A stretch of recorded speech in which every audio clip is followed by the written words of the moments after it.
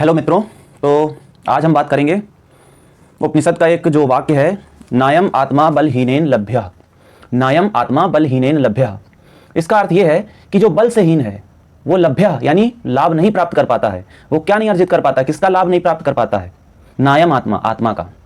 ना अयम, नहीं है आत्मा, उसके लिए आत्मा बलहीनेन लभ्य, जो बलहीन है, जो बल दिखाने का साहस नहीं करता, उसके लिए आत्मा बिल्कुल भी नहीं है, कदापि नहीं है।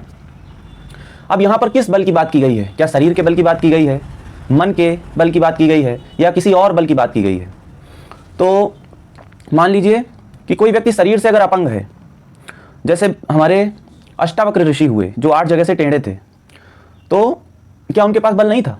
जबकि बल का संदेश तो उन्होंने भी दिया है। तो शरीर के बल की यहां पर बात नहीं की गई है। आप में जितना भी शरीर का बल हो उससे कोई फर्क ही नहीं पड़ता है। एक चींटी में और एक हाथी में अगर बल की तुलना की जाए तो एक चींटी में भी आत्मबल ज़्यादा हो सकता है अगर वो सही दिशा में काम कर रही है। जैसे एक चींटी है, मान लीजिए वो राम सेतु बनाने में कोई प्रयास कर रही है, जो भगवान राम का जो सेतु था उसको भी बनवाने में अगर प्रयास कर रही है, तो वो बल ज़्यादा श्रेष्ठ होगा उस हाथी के बल से।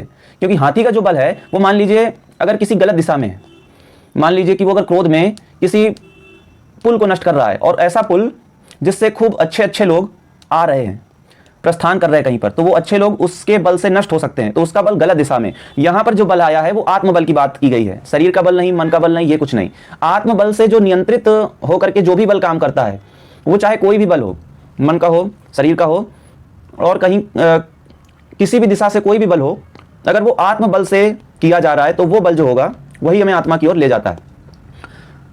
अब जैसे भगत सिंह थे, तो उनका जो बल था वो भले ही उन्होंने ब्लास्ट वगैरह किया था और अंग्रेज़ों के खिलाफ अपने देश के लिए लड़े थे, तो उनके बल को भले ही बोल दिया जाए अंग्रेज़ों द्वारा ये भले ही बोल दिया जाए कि ये जो बल था इनका वो आतंकवादी टाइप का था, क्योंकि उनके लिए तो आतंकवादी होगा ही, क्योंकि उनके लिए वो ऐसा है जो उनको नष्ट कर सकता है।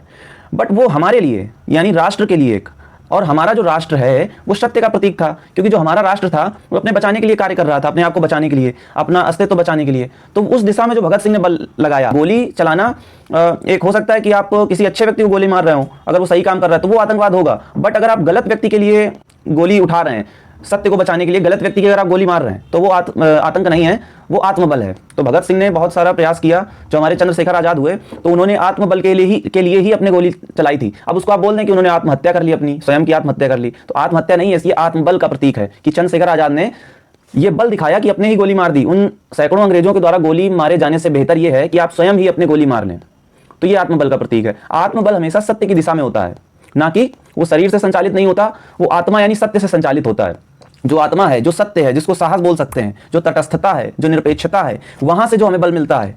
और वो बल कहां से मिलेगा? हमें ग्रंथों को, वेदांत को, साहित्य को, इन सबको पढ़ के मिलेगा। तो हमें प्रयास ये करना चाहिए आत्मबल पाने के लिए कि इन सब चीजों को पढ़ें, तभी हमारे अंदर वो बल आ पाएगा। Thanks for watching, all the best.